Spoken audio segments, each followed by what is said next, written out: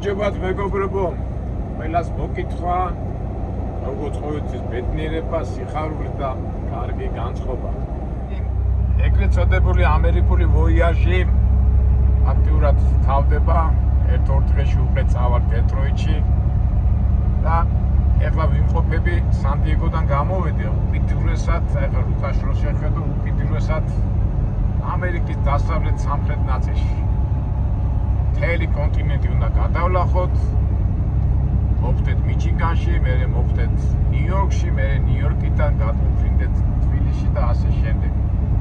აი ეხლა ამ მანძილებს რომ გამოდაიღო, რომ დაფიქრდე, ისე შევეჩვიეთ, უკვე აი ადრე გამოდიოდა ტექნიკა და ეს არ იყო, ეს მანძილები გვეჩვენებოდა როგორ ძალიან შორეულად, ხო? აი გადაგაფრენ ამერიკაში, გადაგაფრენ მოსკოვში, გახსოვთ ბავშვები რომ ეთამაშებოდით ერთმანეთს და სასწაული რომ გვეგონა. მაგრამ ადამიანი ეთყობა ყველაფერს ეჩვევა, ნუ კერძოდ ჩემთვის ეხლა უკვე ეს რომ დაფიქრდე ძალიან დიდი მანძილებია, მაგრამ ამ თანამედროვე დრომ და თანამედროვე ცხოვრების წესმა ეს მანძილები ფაქტურად არაფრად არ დახატა. ისეთი ლამაზი დაღმართები წამოვა, მაგრამ კალიფორნიაში ვარ და ყოველთვის სასურველია რომ 5 წუთი უნდა გააჩერო მანქანა რომ ხუნდები გაცივდეს და მერე დაეშვა იმ დაღმართზე. მოდი ახლა ეს გავაკეთო და მერე გავაგზავნოთ ჩვენი ამბები. ცოტა ჩვენმა ჯორჯმა დაისვენოს. მე ყოველთვის ვაკეთებ ხოლმე ამას, იმიტომ რომ ეხლა დიდი დაღმართი გველოდება და რო არ გაცრიდე ეს არ გაცხედეს და ასე თქვა ხუნდები ცეცხლი რო არ მოიკიდოს ეს აუცილებლად კეთდება. ჩვენ მაგამდე ეგ გავიაროთ ესეთი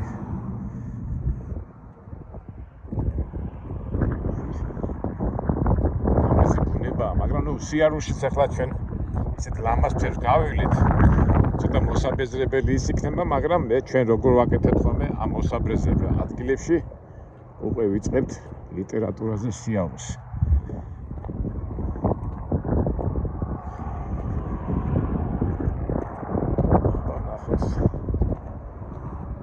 არა, დიდი არაფერი ამაზე არ ყოფილა, მე ვთქვი რაღაცა ხედია მე.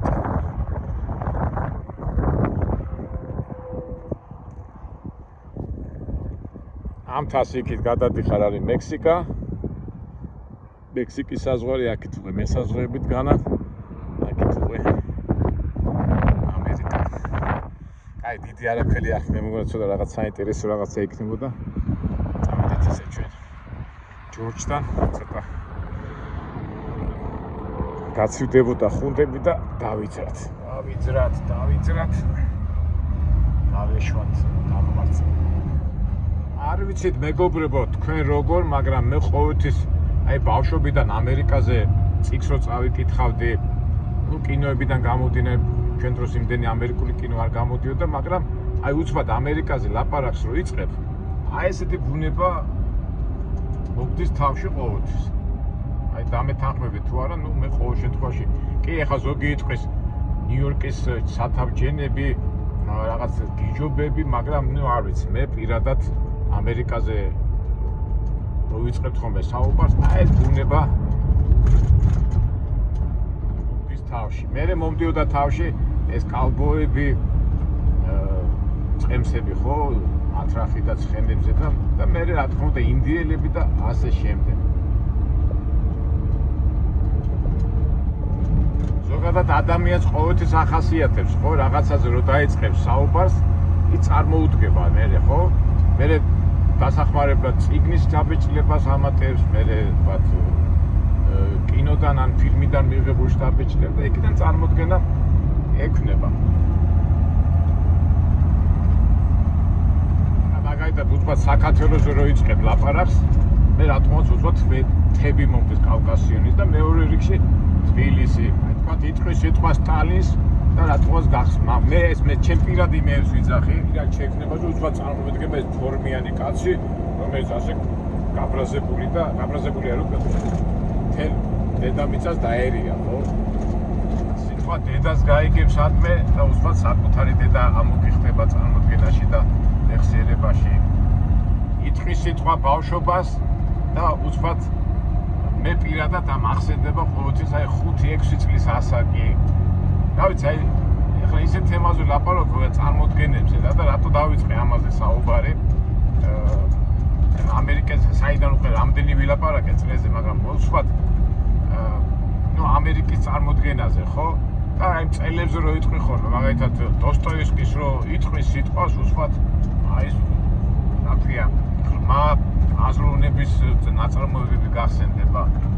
და ვინაიდან ამერიკაზე თქვი და ჩვენ ვილაპარაკეთ ეხლა და თან ეხლა ჩვენი ამერიკაში ბოლო დღეები გვაქვს ფაქტიურად ამ ჩამოსვლის და ვინაიდან თქვი ლიტერატურაზე მინდა შევეხო ასეთ ლიტერატურს სტივენ კინგს. სტივენ კინგზე მე ძალიან დიდი ხანია მინდოდა მაგაზე ლაპარაკი წამომეწყო, მაგრამ ეხლა კარგი იყო სადმე ისეთ მიგდებულ სოფელში ან სადმე დასახლებაში ყოფილიყავით და იმაზე დამეწყო ლაპარაკი, მაგრამ რაღაცნაირად ვერ მოვახერხე და ამიტომ თქვათ არ თქვა რომ ისე არ დაგჭირ სტივენ კინგი მithumetel ლიტერატურაზე და ეხლა ისეთ ადგილებში მოგვიწევს სიარული რომ დიდი ხანი დაუსახლებელი მომენტი იქნება და ჩვენი ჩვევიდან გამომდინარე და თან იმის და გამოც რომ შეზღუდულები ვართ, ამიტომ მოდი ვილაპარაკოთ სტივენ კინგზე. ეხლა სტივენ კინგი რო თქვი ეს სიტყვა, ეს ავტორი დარწმუნებული ვარ 100 კაციდან 80 კაცს უცბად ეს საშინელებათა ფილმები და საშინელებათა როგორ გითხრათ ცნებები და შემეცნება მოვა, ხო? ეს ბუნებრივიც არის, ფაქტურად სტივენ კინგი ითვლება საშინელებათა ჟანრის უпростоრე ტრილოგიის ტრილერების მეფედ და მართალიც არის, მაგრამ შეიძლება თქვენ გაგიკვირდეთ რა მაინდა-მაინც სტივენ კინგი მოიყვანე ახლა მაინდა-მაინც აი რატო? იმიტომ რომ თავიდანაც ჩემს საუბარი რო დავიწყე რომ ამერიკის წარმოდგენაზე ამერიკას რო იწყებს საუბარს ეს ბუნება გესახება და გმირები, ვისაც ლიტერატურა უყვარს და წიგნი უყვარს, იმათი გმირების სახით, იმათი გმირების ანუ მაცხოვრებელთა სახით ლიტერატურაში რაც იყო გამოსახული, ის წარმოგიდგება. და მე პირადად ესა ჩემია, არ ვიცი ხა მე შეიძლება სხვის აზრს ვერ გადმოვცე, მაგრამ ჩემი აზრით ამერიკაზე ნამდვილი ნაღდის წარმოდგენა რო შეგექმნეს, მიუხედავად იმისა, რომ ძველი მწერლები ხო, ჯეკ ლონდონი და ფიჯერალდი და რავი ჰემინგვეი რო წაიკითხო, კი რა თქმა უნდა შეგექმნება ამერიკაში შტაბ-ჭილება და რა ხალხი ცხოვრობს, როგორ ცხოვრობს და ვინაიდან რა ცხოვრობს, როგორი ხალხი ცხოვრობს უпростоრად ეს შეგექმნება, მაგრამ მე პირადად მიმაჩნია და შეიძლება ეხლა გაგიკვირდეთ რა შუაში ეს, მაგრამ ჩემი პირადი აზრია და მე მგონი მართალი ვარ, აი ამერიკელთა ხასიათი რო გაიგო, უნდა გაეცნო სტივენ კინგის შემოქმედებას. აი ძალიან კარგად გამოსდის და რატო გამოსდის და როგორ გამოსდის? აი მაგის განხილვა მინდა და ჩემ ას გეტყვით, რაზეც დავიწყე საუბარი. რატო სტივენ კინგი, რატო სტივენ კინგის წიგნები ასახავს ადამიანთა ბუნებას რეალურ ბუნებაში და ერთ სიტყვით დავიწყოთ. სტივენ კინგს მე პირადად დავეცანი უფრო ფილმებით, ხო? და თვითონ აი ჟანრი ეს საშინელებათა ჟანრი მე პირადად არ მიზიდავს რა, რაღაც ხელოვნურია ძალიან. თუ ეხლა თავიდან ბავშვი რო ხარ და ემოციურად რო უყურებ, კი, დავითავად ეხლა მოქმედებს და ბუნებრივია ზოგს ეშინია, არ ეშინია, მაგრამ ეხლა რო გავიზარდე და ცოტა უკვე კაცობაში რო შევედე, ეს ხელოვნების, ხელოვნური მათ მიმაჩნდა რა, მით უმეტეს ფილმი, კინო და ასე შემდეგ და ემოციურად არ მოქმედებდა. ამიტომ თვითონ წიგნებიც არ წამიკითხია, არ კითხულობდი ამას მე ვიძახი, როცა ვიყავი 20-25 წლის, 30 წლის ამ პერიოდებში. ეხლა მაგადა ფანტასტიკაც ხო იყო ახლა ბავშვი ახალგაზრდა უყვარდათ ხოლმე ფანტასტიკა და ამის და მაგარი წიგნები, მაგრამ მე უფრო მიზიდავდა მოგზაურობა და კლასიკა და ასე შემდეგ. მაგრამ აი საშინელებათა ფილმები განსაკუთრებით მოდაში რო შემოვიდა უკვე საბჭოთა კავშირი რო დაინგრა, თაობის ხალხს ახსოვს აი ვიდეო კამერები რო შემოვიდა ხა საბჭოთა კავშირის პერიოდის დროს აი 2-3 ფილმი თუ გადიოდა ტელევიზორში ილუზიონი რო იყო ის სეფაშვილის რომ იყავდა და ძალიან შეზღუდულები ვიყავით, მაგრამ უკვე რომ დაინგრა საბჭოთა კავშირი და კასეტები რო შემოვიდა და ერი ფილმი არ შემოვიდა კარატეზე, სექსებზე, საშინელებებზე და იყო ასეთი ბუმი. და აქედან გამომდინარე მეც არ ვიცნობდი ახლა კი რაღაც საშინელებად ემებს უყურებდი და სერიოზულად არ მიმაჩნდა. მაგრამ უყურეთ რა მოხდა მეგობრებო, ეს ფსიქოლოგია ადამიანთა ურთიერთობა მე ყოველთვის მაინტერესებდა ლიტერატურაში ვეძებდი და მე პირველად რომ მოხდი ამერიკაში, მაშინ რამდენი წლის ვიყავი? 32 წლის ვიყავი ამერიკაში რომ მოხდი და კინოებიდან რომ უყურებდი ამ ამერიკულ პირად ადამიანებს და როგორ ცხოვრობდნენ რა ეცხოვრა რაღაც ვითომ ის მქონდა რა წარმოდგენა შექმნილი, მაგრამ ხოიც თავისებურები არიან ამერიკელები ხარ ჩვენ მithumetes კავშირიდან წამოსული ხალხი რაღაც ამათ იმას ვერ გებულობდით რა და თავისებური წარმოდგენა ქონდა და მომენტებში ვერ ვუგებდი ამ ხალხს თავისი ქცევები, თავისი გაღიზიანებები, თავისი რაღაცებს, მაგრამ მაინც ეხა წიგნები და რაღაცები, აზრები გამომქონდა და რაღაც ჩემი დასკვნები გამომქონდა, მაგრამ ბოლომდე მაინც ვერ ვიყავი ჩამსტარი. და მე ერთხელ შემთხვევით მოხდა, აი როგორ მახსოვს, რაღაც 42-43 წლის ასაკში ვიყავი და შემთხვევით მოხდა რა ქვია, სტივენ კინგის მაგალითად უკვე ფაქტო 70-იან წლებში უკვე ცნობილი პიროვნება იყო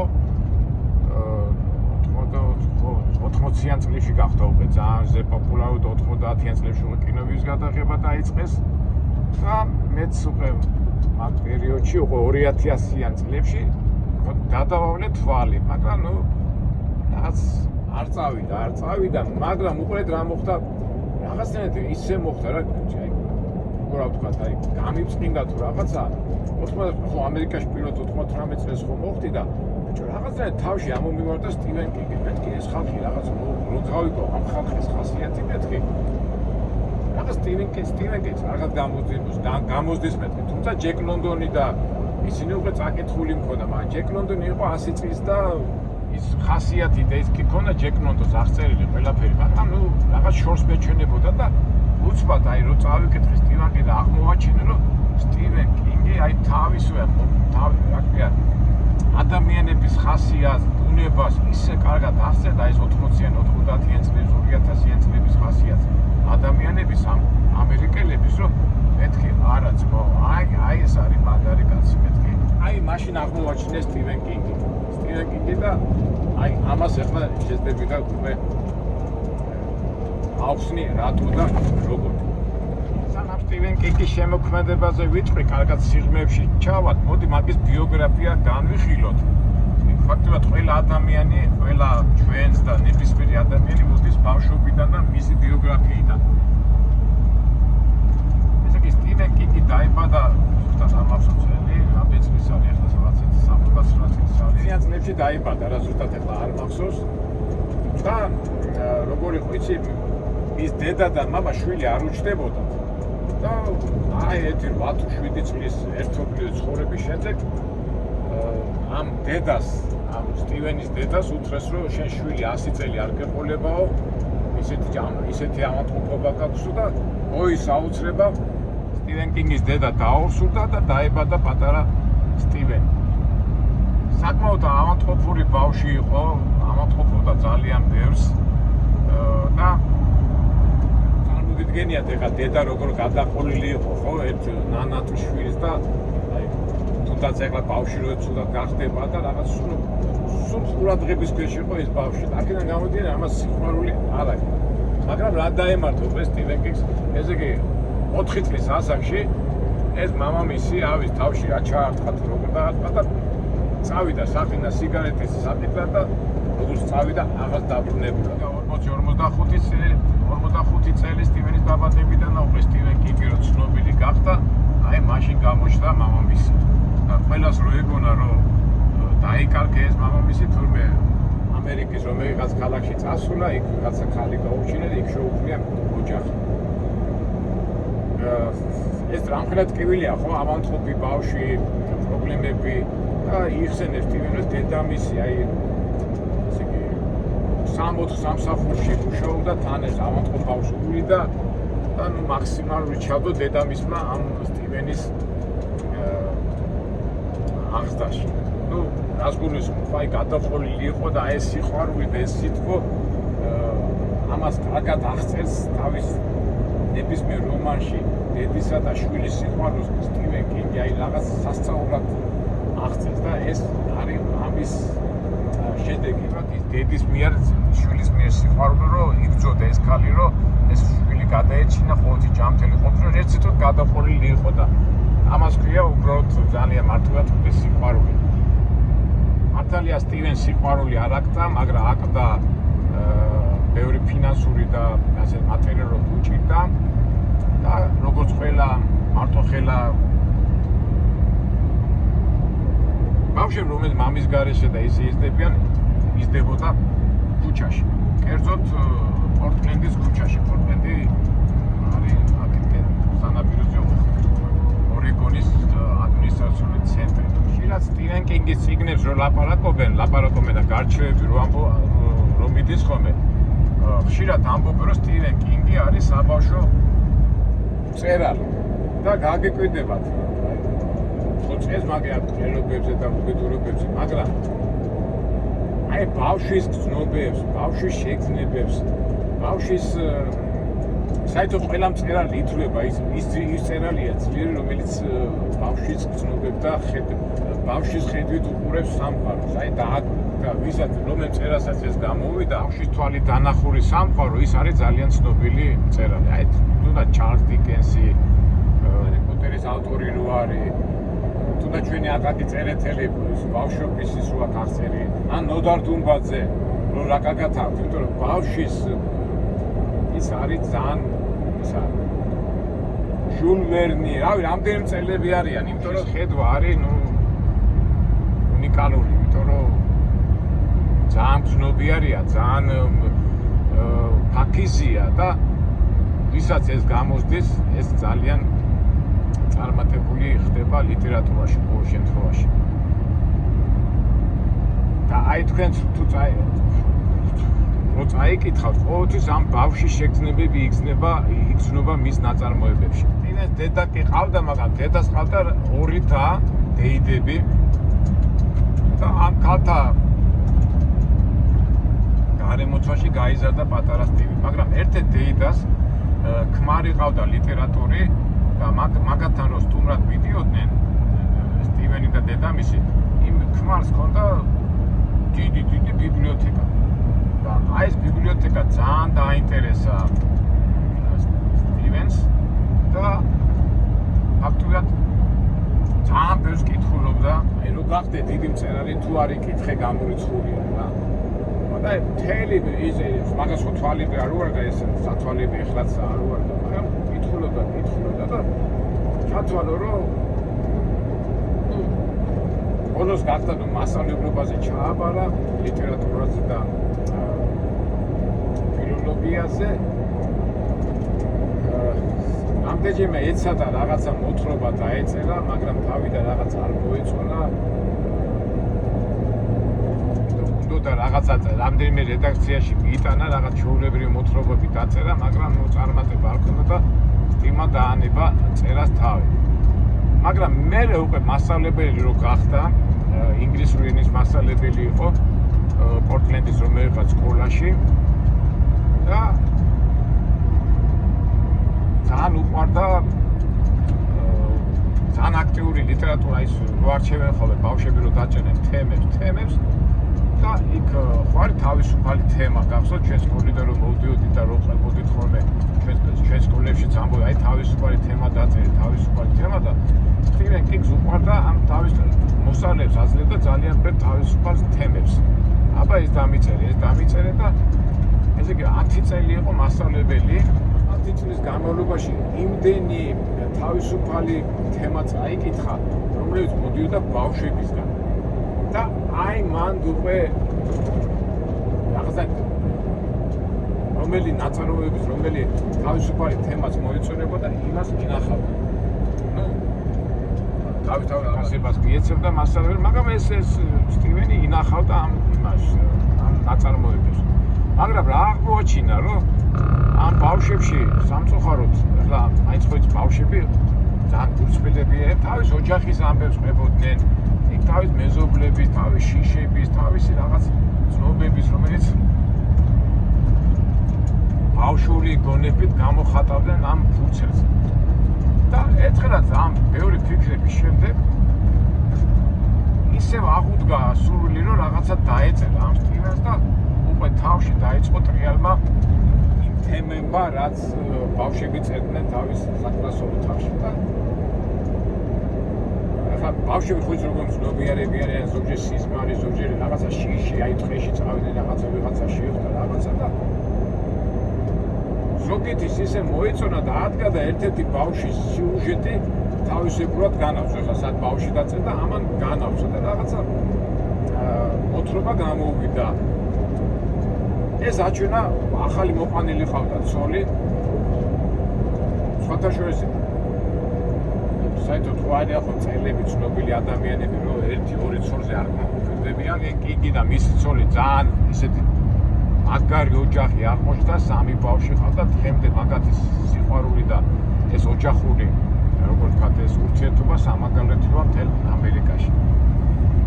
ხო და ეს ცოლიც ყავდა ლიტერატორი. ხო და სტივენმა რო დაწერა ეს მოთხრობა, ცოლს გააცნო რა.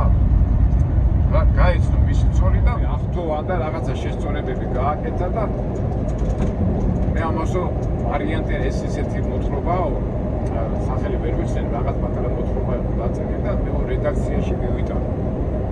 და აღწერილი ქონდა ამ ბავშვის სიზმარი, რომელიღაც თემაში, იმ სიზმრის დროს ვიღაცამ რაღაცა მოჩვენებები ქონდა ამ ბავშვს და ეს მოჩვენებებზე იყო ეს მოთხრობა დაწერილი.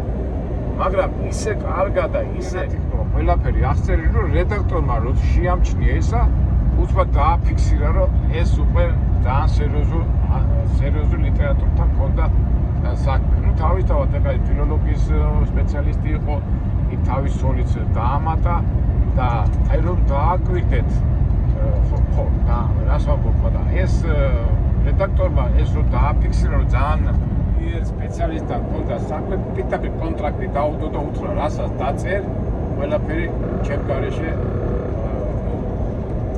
როგორც ხდება რა, ეხლა ამერიკა კომერცია, ჩემი არ დაბეჭდო არსავდა დათანხმა და დაიწყო, მაგრამ ერთადაც სულ წერდა ძირითადად ბავშვების იმებს, შიშებს და იმებს, მაგრამ ისეთი კარგი ენით, ისეთი გრამატიკული წყობით, აი, ნუ თქვენ ნებისმიერი მისი მოთხრობა რო წაიკითხოთ, ახტოვანებული იქნებით მისი მოთხრობის მანერით, ფსიქოლოგიით და უბრალოებით. ხო და ფაქტობრივად ეს პირველი წიგნი რო გამოსცა, საკმაოდ უცბად გავარდა და მიყვადა და იმის შემდეგ ეს სტივენ კინგის ნაწარმოებები ვრცელდებოდა ასტრონომიული სიჩქარით. მერე დაინტერესდნენ, რა ქვია, კინემატოგრაფები და ფაქტობრივად, რა ვიცი, ჰოლივუდის 30% სიუჟეტები სულ სტივენ კინგის არის რა. ეხლა მე ასე კერძოდ ვერ გადავარ ეხლა ყველა ნაწარმოებზე, მაგრამ ძალიან ცნობილია მისი ნაწარმოები, რა ქვია, ცხოველთა შინაური ცხოვრების სასაფლაო. ძალიან ბევრი არის 11-22-63 ეს ჯონ კენედის სიკვდილის თაობაზე როა და წელიწადში წერდა 4-5 რომანს წერდა, რომელიც თითქმის თუ დაწერდა 10 რაღაცა 10 ნაწარმოებს, 3-4 კინემატოგრაფის რა ქვია, კინოს იღებდნენ რა და თავისთავად გამდიდდა, მაგრამ პერიოდულად ერთი პერიოდი რაღაცა სტრესში ჩავარდა, გალოცდა კიდევაც, მაგრამ ეს გალოთების და ეს ხასიათებები, იმიტომ ბევრს ვავდა, ცოტა ფული რო ჩაუვარდა და შრომას რომ იყო დალევა დაიწყო, მაგრამ მე მიხვდა რომ ეს არ არის საჭირო, ერთი პერიოდი თო პანკომდა, მაგრამ მე საბოლოო ჯამში აღმოჩნდა რომ ამას ყველაფერს მეცაოდ აკეთებდა, რომ განეცადა რას ფიქრობს, თქვათ როთი, რას ფიქრობს ნარკომანი და ამას ყველაფერს გამოხატავდა წიგნებში.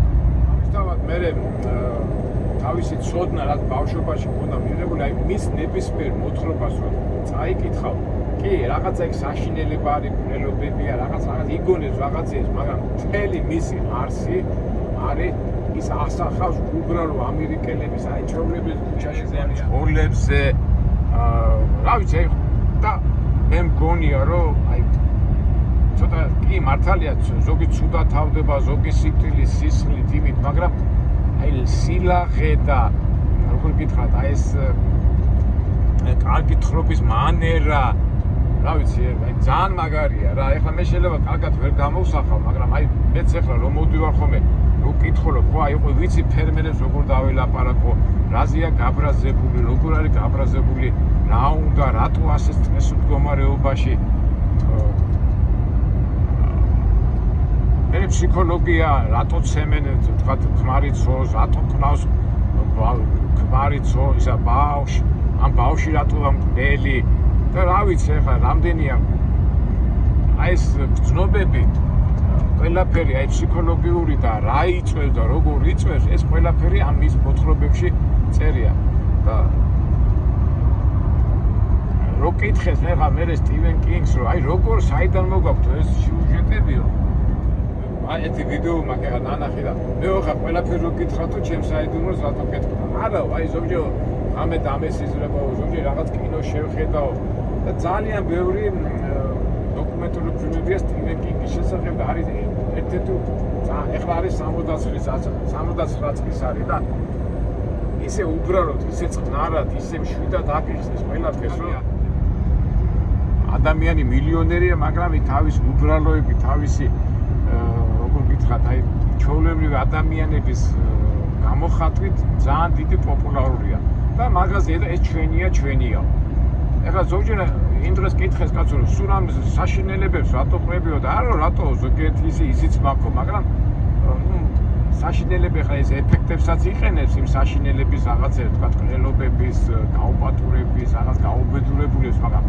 სანამ იქამდე მივა ისე და ისე მეორდები რომ ეს არის ფსიქოლოგიური რაღაც უნიკალური აღწერის მანერა აქვს და ძალიან მაგარია რა ეხლა მეც ეხლა ისე ვლაპარაკობ ელაპარაკები თქვენ ყველაფერს მაგრამ ვერ გამოვსახავ უნდა წაიკითხო და ძალიან დიდ სიამოვნებას ვეპყრობ რა გარდა იმისა სიამოვნებისა მე ხარ აი როგორც ჩიტი ამერიკაში რა მე პირადად ასე ვზნობ რა და მარტო ვზნობ არამედ ვიყენებ კიდევაც და აი ზოგჯერ ვამბობ ხოლმე ამერიკაში როგორ თევზივით ხარ კი წაიკითხო თევზივით იქნები თუ გაიგებ ამ ხალხის ბუნებას და ამ ადამიანების თვისებებს სკოლია, ექიმია, მეცნიერია, ეკონომიური თემები, პოლიტიკური თემები, ну, ერთ სიტყვით ძალიან მაგარია და სხვათა შორის სამი შვილი ყავს სტივენ კინგს, სამივე ლიტერატურია,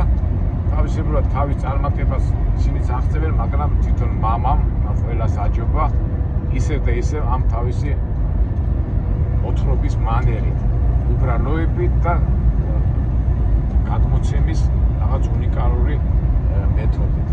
რა ვიცი ხა შეიძლება ცოტა კარგად ვერ გადმოგეცით ეს ყველაფერი, მაგრამ მე გირჩევთ, აი განსაკუთრებით ვინც ამერიკაში ცხოვრობს და უყურს ხოლმე ამ ამერიკელების სიგიჟეები და გადარეულობები, არის ხოლმე ვაიმე ეს რა, თქვათ მომლელი ეს რა ოჯახში მოხდი, ან სამსახურში უფროსი გიჟია, ან ბანკში და ჩვეულებრივი ყოფით ცხოვრებაში ჩვენ ახლა ქართველები და არა მარტო ქართველები რომ ხშირად ვერ გებუნოთ ამ ამერიკელების ხასიათს და აი ჩემი რჩევა მე ყოველ შემთხვევაში რჩევა ხა ჩემი მაგალითიდან ვიძახი გავეცანი მის ნაწარმოებებს და პერიოდულად ეხლაც ვკითხულობ აი ხა ჩვენ ხო ვამბობთ რომ ხა ჩვენ ამბავში ვიდეოში ვიღებთ ხოლმე მართალია ხა მე ბევრჯერ არ გამომდის ვერ ვიღებ ამაზე ჩვენ ბევრჯერ გვილაპარაკია რომ ბევრიანი უარს მეუნება ვიდეოზე გადაღებას მაგრამ ნუ ეხა ყველა ხო ვიდეოს არ გადაიღებს და ასე შემდეგ და ამიტომ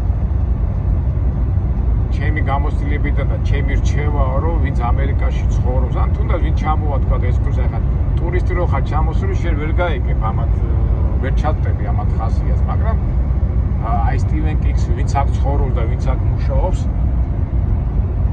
სტივენ კინგს რო წაიკითხავ და ჩაწვდება მათი მისი გმირების ხასიათებში ჩათვალეთ რომ როგორც თევზი ისე იქნებით როგორც თევზი წყალში ისე იქნებით ამერიკაში რა ვიცი მე ასე ვცნობ და მეც გირჩევთ რომ წაიკითხე სტივენ კინგის მოთხრობები მგონი ერთი ამდენი აქ არის მათ დიდი მგონი 200-300 წიგნი აქ დაწერილი მაგარი არ ვიცი წაიკითხეთ და მე განვიხილოთ ეხლა საშიშროებები ის საშინელებები კი არის ახლა ზოგიერთ სცენა იქნელობები სისხლი მაგრამ ის იმდენად ხელოვნურია გასაგებია მაინც იგრძნობა ხელოვნურობა მაგრამ აი ეს ფსიქოლოგია ის ადამიანების ფიქრები აზრები რაც ადამიანს მოსდის არ ვიცი ეს უთხე ძალიან მაგარია და მე თამამად შემიძლია თქვა რომ აღიარებენ კიდევაც რომ ამერიკული ლიტერატურის კლასიკოსიც არის სტივენ კინგი ან ცოცხალია და ეს უთხე მაგარია რა უბრალოდ თქვა როგორ ნატურაში და ბუნებრივ კარგი დაგემშვიდობებით მეგობრებო ჩამოვედი ამერიკაში უკვე სხვანაირი ფორმის შეუდგები სტივენ კინგის თვალებით ეხლა მე შევეცადე პერიოდულად მაგრამ თქვენც რო წაიკითხავთ და გადაავლეთ ერთ-ორ მოთხრობას მე თუ ჩამოვედი ამერიკაში და წავედით და უკვე ისეთი ადგილები დავათვალიერეთ დამიჯერეთ ძალიან მაგარ სიამოვნებას და ასე ვთქვათ კარგად ვიგნოთ თავს რა სადაც ყველა რო იცი სად რა ხდება როგორ ხდება და იმათ ხასიათი და იმ მაცხოვრებელ ხასიათები მაცხოვრებელთა ხასიათი თუ იცი რა თქმა უნდა იქ თავისუფალი იქნება როგორც ეხლა ჩვენ მაგალითად ილიაში საქართველოში ხა ხო კარგად თავდა ჩვენია და ჩვენ ვიცით და ამ ზოგიერთ ფულის საშუალებლად რომ მოვიდოდეთ ამერიკაში თუნდაც ევროპაში ან სხვა ქვეყნებში უნდა იცოდე იმ ხალხის თავისებურებები და როცა იცი მე უკვე ადვილია აი მე თქვა მინდოდა მეგობრებო წაიკითხე სტივენ კინგი და ამერიკას სულში ჩაწვდებით კარგად ახლა დაგემშვიდობებით მომავალ საინტერესო ვიდეოებამდე წაიკითხეთ სტივენ კინგი